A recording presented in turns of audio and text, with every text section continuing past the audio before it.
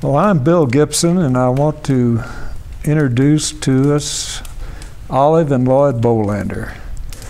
And we're going to talk a little bit this afternoon about your lives. And I've kind of put a little label, subtitle on it, Lives Lived for Family, Friends, Service, and Fun. Now, I wondered about fun because... Put it first. That's a good fun family. And in fact, fun ought to run through the whole thing, in my opinion. I think that's a good suggestion, Olive. And I was kind of looking not only for a common thread of fun or recreation, if you want to call fun recreation, but another theme I think that runs through your lives is education. And I know in your parents' lives and Lloyd, your grandparents, you've got teachers. And, talk a little bit about, and the only reason I know about your father's father was when I talked to your Uncle Paul. He talked a little about that. So why don't you tell us a little about what your grandfather, how he came up here right after 1900 and started teaching? Well, he was a dirt farmer in Indiana, and then he moved his family up here in northern New Mexico, as far as I know. I'm not sure, but what they came to Nambay first. Mm-hmm. And then they were at Picaries, which is right down the valley. Oh, I don't know how many years, but they were there for quite a while. And I think both Grandma and Grandpa were teaching. I'm not real sure about that, but I know at least one of them was teaching in what they called the day school. Yeah. There, and they lived at Picaries. Did your mother Ruth teach? Yeah, she was. Yeah, I think she was teaching in Taos. That's right. And I kind of think that's part of the connection where my dad and mom met. Well, Olive, the reason I bring this up because my first recollection of you, somebody told me you were the daughter of, was your father superintendent or something in Lubbock schools? Yep, he was. Well, how was it growing up being the daughter of the superintendent of schools? You shouldn't have asked her that question. Did your mother teach too? She did early on, I think. Yeah. But not after I disrupted things. When I was thinking about your two lives, I had to think about that educational background. And the fact that on both sides, your parents had, their careers were heavy in public service. And I just have to think, growing up with people that wanted to do that kind of work, it influenced what the two of you wanted to do. But it's just, it's amazing to me that somebody from the barren plains of the Panhandle, where the wind blows 24/7, gets together with somebody from northern New Mexico. How did that happen, Olive? We met up here. What were you doing? Well, my folks had a summer home up here. When did they first get that place up here? It was either 38 or 39, I'm not sure. I can't remember. But was that the first time you had been up here when they got their place? No, we'd been up the summer before for a week. Where were you staying then? With some friends. Okay. You're talking about our parents and grandparents coming in as a public service Yeah. because they wanted to. Part of that, a big part of that was necessity. Was it? Well, her dad started out as a rancher, as far as I know. Yeah, he started on a ranch and couldn't make a living and got a job teaching school. And my grandfather was a dirt farmer, and he wasn't too good of a farmer, according to Dad, sometimes, and going into the Indian service and teaching was more lucrative. Take care of his family better that way, so that's what he did. Well, That's not saying he didn't enjoy it and didn't want to do it, but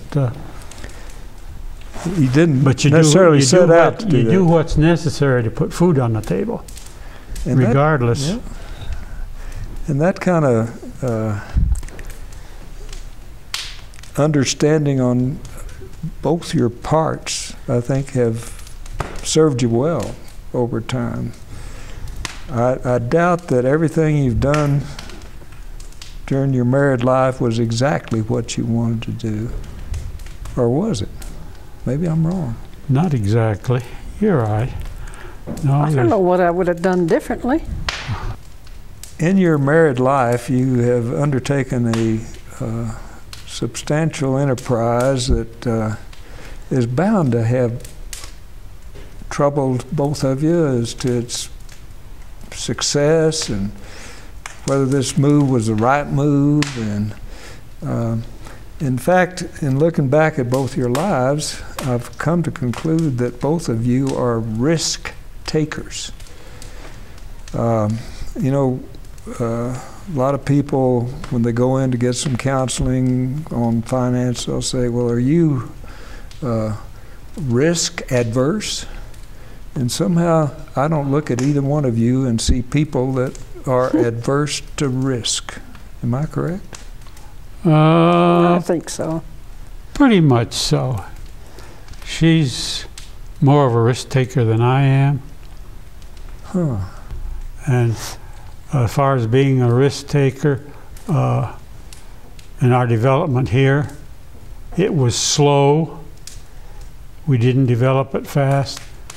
We did it on pretty much on a pay-as-you-go basis all along, because I didn't like to be deeply in debt. Yes, Well, we borrowed some money along the way. I want you to tell me what was on this property when you and Olive got it. An abandoned adobe house. Was that all? And an outhouse. And an outhouse. Oh, there was a couple of root cellars, Yeah. and I think there was the remains of an old corral where they kept their goats or cows or whatever animals they had penned up. What was your plan when you started development on this raw land? Well, it was mostly summer, a little bit like my Uncle Paul had up the road with some summer rental cabins, but the ski run was here, and we figured, well, we can get a little bit coming in the winter time, and we had, at least I had figured that if we had, I forget the number now, it was like 8 or 10 rental units, that it would be enough income from those rental units to put food on the table, so to speak, and then so, but as to exactly what we were going to do with the rental units and so forth, and where they were going to be, and that sort of planning, no, we didn't have. Well, you used a term in there that I think we skipped some years because you said the ski run was here. Now, No, I'm talking about you're talking about the old Agua Piedra ski run. that was the ski It run. was there when I was a kid. Well, the Right, one where she started skiing at in 1938. right. And your Uncle Paul, of course, had his lodge up there, and so you were just thinking of yourselves as a supplement to that lodging, kind of Well, offering a Well, not exactly a supplement, but to add to it. add to it. And Well, now, didn't you run Paul's operation for a year or so?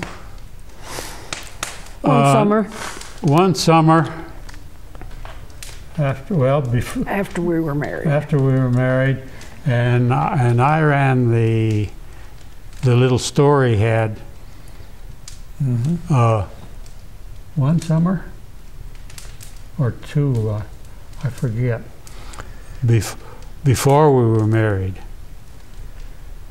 and he let me have the store and the profit out of the store, and that augmented my GI Bill for my last year in school. Uh-huh. And anyway, So I you two I were ran married that. before you finished school. He was still in school. I was still in school. She was through. Okay. All right. I'm going to get into the skiing part of your lives because it was and still is, a very important part of what you do. And in fact, Lloyd, that's the first time I remember you was on that old run. You and your brother Don Yeah. were coming down that run and scaring everybody to death. You would cut across the back of skis. Us folks that were snow plowing and trying to inch our way down the hill, you'd come zooming down and cut across the back of our skis. Do you remember doing that? Yeah, I remember cutting across some. I remember one incident I did on purpose, being ornery. Carl Berghofer, who's still alive and lives down at Embudo area down on Rio Grande, he was the game warden and a good friend, and up there, and we got partway up that little run we had up there, and I talked him into standing on the back of my skis while we made a run down the thing, and we just went straight down. Well, that was all fine and good, and I got down near the bottom, and I realized we're going to have to do something, or else I'm going into the trees and off the bank into the river. So I proceeds to turn, and of course, he just standing on my skis, and it fell off and it went rolling over. I don't think he ever forgave me for that. Well, that ski run, that was part of, I think, all of our lives, and there was a rope tow that I don't know how many injuries were caused from people trying that rope tow. Did you have anything to do with that tow? Not with the building of it. I was kind of young when they were doing that. I was junior high, maybe even. They built that tow, I think, or started on it. They started building that thing before we left Penasco. My folks lived in Penasco when Dad was a ranger down there. Right. From 1930 to 1938. And that's where I first started skiing, when we were living in Penasco. Okay. And but when did what's your first recollection of a Lloyd Bolander? In the summer of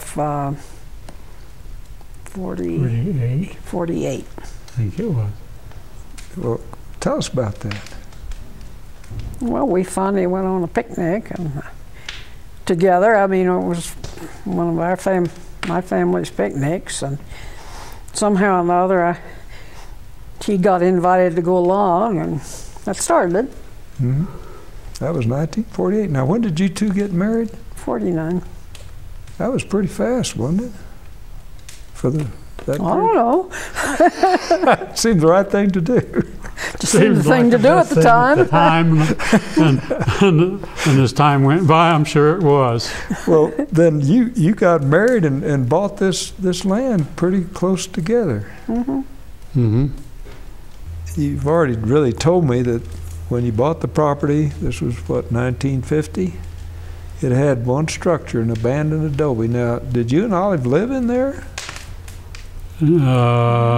Remodeled a little bit. Did you?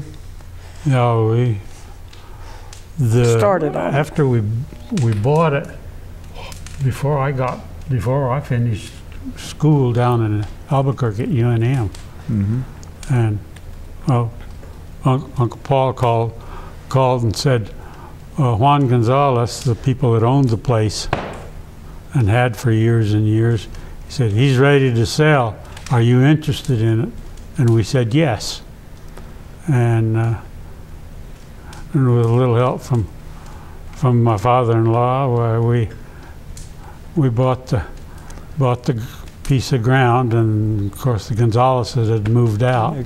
And you told me you had 8 units. You figured you needed 8 units. Well, that was what we figured we needed. In other words, if you've got 8 units, and we figured an occupancy rate, I forget what it was now, but an occupancy rate and the prices you'd get per unit, and the pencil work on it, and all, and with the costs of living and so forth, and figured, well, okay, we can foot the expenses and do the 8 units, and so we started out with that. We remodeled the old house. That was, well, we remodeled a lot of it in the winter while we were living up at my uncle's place, rent-free.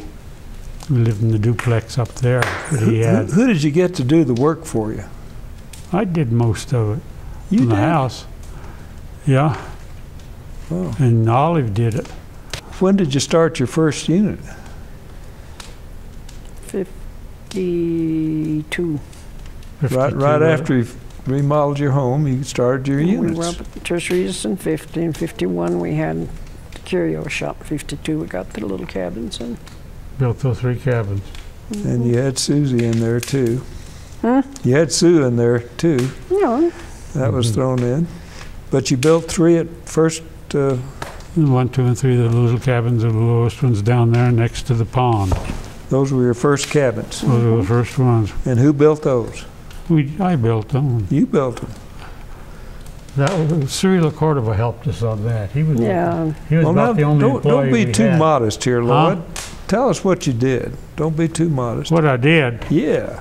well, I poured cement and laid adobes and peeled the bark off of vigas, and In other words, you and the Olive. carpenter worked to put the windows in and made doors, and a lot of which I learned from my Uncle Paul. And I mean, everything that needs to be done to build a building, You did. I did it. Now, are We those did it. buildings still around? Yeah, Yeah, they're still there. they're still there. So you had 3 going and rents you could bring in, and then when did you start your next expansion? 53. Next summer, Next In summer. 53, we started the, it was the original lodge. It's the one with the rock walls below the window level.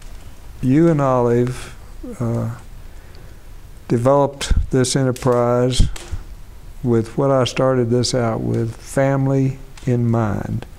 Not only your family, but skiing as a family experience, from parents to kids, everybody, making it something a family could afford enjoy, and feel really welcomed. Yeah, well, our philosophy was to make it affordable for people. Even back when we first started, some of the bigger areas like Aspen, for example, was in their lift tickets and room rentals and all were they were low compared to what they are now, but we didn't think they were affordable. In other words, we couldn't pay that much Mm-hmm. and go skiing except maybe once a year. We made 2 or 3 trips to Aspen and skied up there shortly after we were married and after the kids came along. Well, not only did you make it affordable for the rest of us, but you developed something, and Olive, I remember you telling me one time that you wanted something that your whole family could stay together and work together. We did. And you did that. You did that. Yeah, it has been a great place to raise kids. It has, yes. And I think your gratitude for that, I'm thinking now of what you and Olive have done for the schools in this area. Tell us about that. How did that work? I know Olive, you were involved in some of that. And what? The school program, getting it. Oh, well, we just had kids by the busload out I here. know you And did. put them on skis and teach them to ski and Any estimate? had fun. The first school program was out of Taos, wasn't it? Mm-hmm. Well, Olive, there's another feature to this. You mentioned in your very first structure, you had a curio shop. Mm-hmm. And I don't think Lloyd's had much to do with the shop part of the operation. Or has he? Maybe I'm wrong. Well, I suspect that's been my baby. It's been her baby, yeah. And Well, the Helped retail on it part of some, it. but her gut feeling on